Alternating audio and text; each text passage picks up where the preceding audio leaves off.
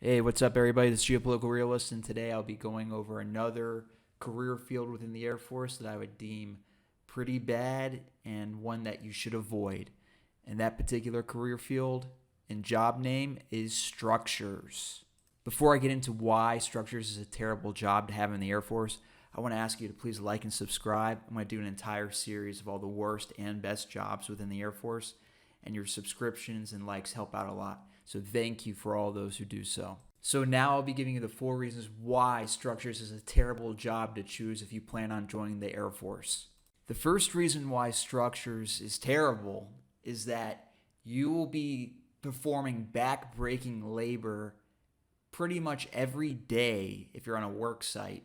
So you're working a job within the Air Force and it's really wearing down on your body, on your back, on your knees, just all over your ears. You're hearing loud noises constantly from all the construction equipment and everything. It's just not a good career if down the road, whether you retire or you do a single contract, it's going to give you lasting damage to your body. And you don't want that. There's so many careers within the Air Force where you're working at a desk or you're doing something exciting and it's very worthwhile. Why join the Air Force and just immediately start wearing down your body all over?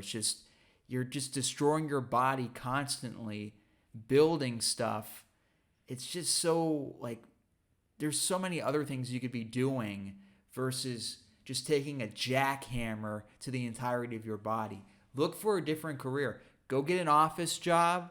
Go get a role that's more oriented to being outside, but you're doing something very basic and non-detrimental to your body. There's so many other options than structures.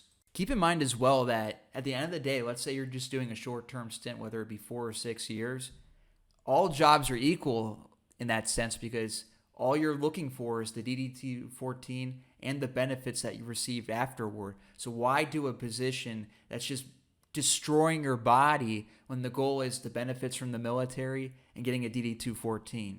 It's just stupid to do something so bad for your health just to get something that the finance guy, the dental assistant is getting by putting in way less work in, not damaging their body, and just not becoming bitter and jaded about life afterward. The second reason why I would say structures is a bad career field is that you're essentially doing something that you can do on the outside.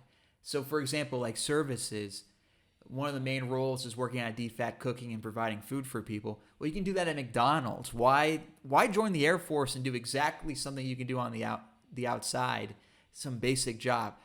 And the big thing is that structures has that same issue.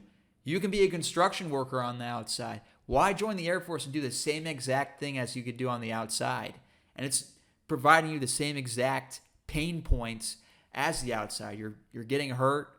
It's not a very fun career field to be in. You're being treated like crap. It's just not a good place to be. So yeah, you're a glorified construction worker, but you're in the Air Force. Why do that? There's no point in doing that. Go do something that is unique to the Air Force, unique to the military.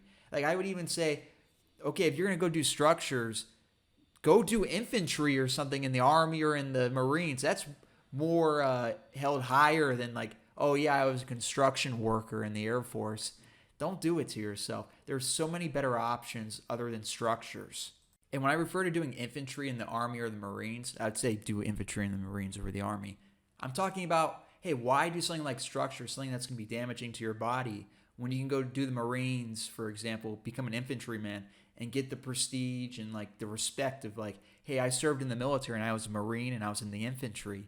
Structures, you really don't get any prestige from doing that. You don't get any hey, I was a construction worker in the Air Force. That sounds so stupid.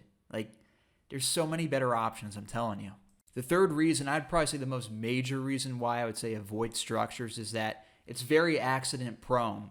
So just like a normal construction site, being a construction worker, they get into accidents all the time and there's fatalities. So within structures, you're standing up on a ladder that's 10, 15 feet in the air.